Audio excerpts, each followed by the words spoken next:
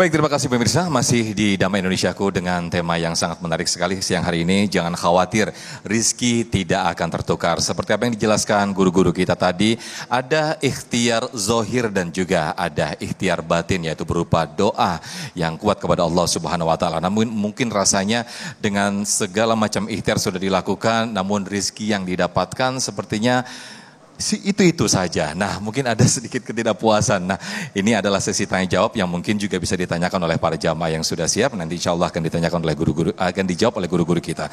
Yang pertama kami persilakan Bapak Riki, yang insya Allah nanti akan dijawab oleh Ustadz Fikri Haikal. Silakan Bapak Riki, boleh berdiri.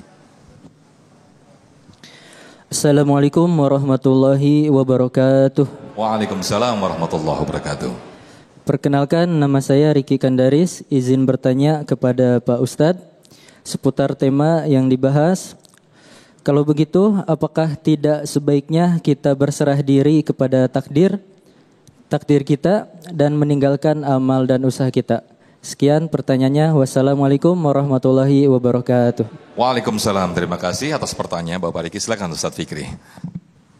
Bapak Ibu, saudara-saudara, tadi di awal sudah ditekankan, walaupun Allah menjamin setiap rezeki hambanya, makhluknya, tapi manusia wajib untuk berusaha. Bukan berarti setelah dijamin itu males-malesan, diem begitu aja, ndelohom. Ndelohom apa ndelohom tuh? Enggak berbuat apa-apa. Ada satu riwayat. Satu hari Amirul Mukminin Umar bin Khattab radhiyallahu anhu masuk ke dalam masjid. Siang-siang beliau nih. Dilihat ada jamaah dari selesai sholat subuh sampai siang nggak keluar-keluar. Amirul Mukminin Umar bin Khattab sholat subuh berjamaah. Setelah itu beliau pulang melakukan tugasnya sebagai pemimpin negara. Siang balik lagi ke masjid, dilihat masih ada jamaah itu dari pagi sampai siang gak keluar-keluar. Khusyuk bener di dalam masjid.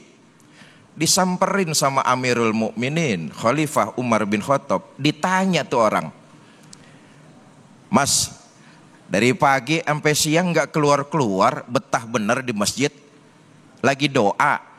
Iya Amirul Mukminin. Minta rejeki. Dikasih? Belum. Orang itu ditarik oleh Amirul Mukminin Umar bin Khattab. Beliau berkata, nah kalau kamu minta rejeki, setelah minta keluar dari masjid, bekerjalah, berusahalah, ikhtiarlah, upayakan dengan keras. Rejeki harus kamu jemput, bukan dengan delohom hanya meminta saja. Tadi Ustadz Arifin sudah menjelaskan ada. Makanya kita nggak perlu iri. Ada orang yang nggak ngapa-ngapain, nggak pakai kerja, nggak susah-susah, kerjaannya cuma wiritan saja, rezekinya ngalir, ada. Tapi saudara, kita harus tahu diri, itu bukan kelas kita, itu kelasnya para wali. Enggak kerja tapi rezeki ada. Banyak yang kayak begitu tuh. Sudah tersedia, padahal kerjaannya cuma wirid doang. Kita jangan ampe ngiri. Kenapa? Tahu diri lah, bukan makom kita. Makom kita ini bekerja, berusaha, ikhtiar. Yang bekerja saja enggak mesti berhasil, apalagi yang enggak kerja.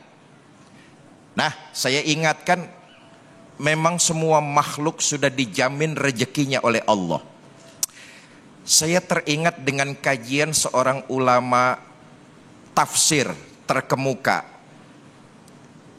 asal Rembang, Jawa Tengah, Rembang. Kiai Haji Ahmad Bahauddin, yang kita kenal dengan Gus Baha. Mudah-mudahan Allah panjangkan umur beliau, Allah berikan keberkahan yang lebih kepada beliau. Gus Baha pernah ngomong begini, nggak usah khawatir soal rezeki, Allah tuh udah jamin. Saudara, Kata Gus Baha nih, binatang-binatang, makhluk-makhluk hidup prasejarah ribuan tahun lalu, ada dinosaurus dan sebagainya, itu mereka dijamin makannya oleh Allah, rezekinya oleh Allah. Itu makhluk prasejarah yang hidup jutaan tahun di bumi, nggak kehabisan stok makanan. Begini dah, kita baca terus. Hasrat makan hewan. Tadi Ustadz Arifin sudah nyinggung tuh. Saudara, paus biru di laut itu hasrat makannya sehari itu konon menurut penelitian 6 ton ikan. 6 ton daging ikan sehari paus biru tuh. Apa di laut kekurangan stok ikan habis dimakanin sama paus biru? Enggak. Allah sudah jamin makhluk-makhluk yang Allah ciptakan di bumi ini. Kita nih manusia, nafsu makan kita cuma sepiring doang. Sepiring saja sehari semalam 3 piring. Kadang-kadang nafsu makannya sudah berhenti, tapi nafsu sama yang lainnya makin menjadi-jadi. Betul apa tidak? Pantas ya. Satu saat Nabi mengatakan begini. Waktu Nabi duduk di majelis bersama para sahabat, Nabi ngomong begini. Orang yang bekerja mencari rezeki dengan cara yang baik, hasilnya halal, dilakukan dengan tidak menzolimi, berbuat curang, khianat, maka orang seperti itu jaminannya masuk surga. Kata Nabi nih. Sahabat bilang, ya Rasulullah, kalau potret kayak begitu sekarang ini banyak di kalangan umatmu. Apa kata Nabi? Yang saya khawatirkan adalah yang terjadi setelah peninggalan saya. Nah, lihat sekarang ini. Orang banyak benar karena hawa nafsunya diturutin, mencari pekerjaan nggak jelas juntrungannya. Saingan hidup meningkat, tekanan hidup hebat. Akibatnya orang dalam mencari rezeki, mata pencaharian sudah nggak pilih-pilih lagi. Jangankan yang subhat, yang haram saja diembat.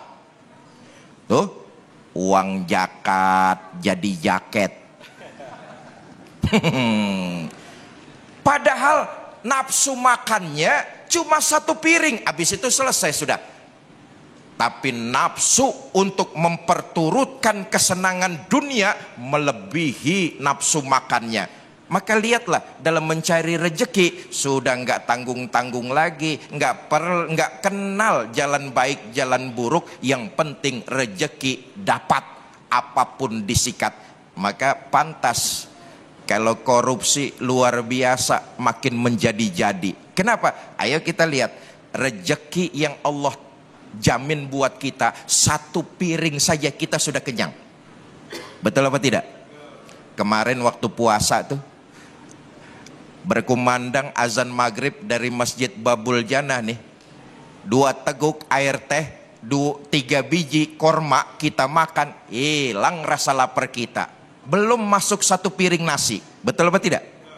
Ternyata itu hawa nafsu memperturutkan kesenangan dunia. Dengan apa? Dengan cara mencari rezeki tetapi tidak memilih yang halal dan yang baik-baik. Wallahu a'lam bishawab. Baik, terima kasih Ustadz Fikri Haikal atas paparan yang sangat luar biasa sekali. Yang perlu kita garis bawahi, jangan iri dan tahu diri, begitu ya Ustadz Fikri ya.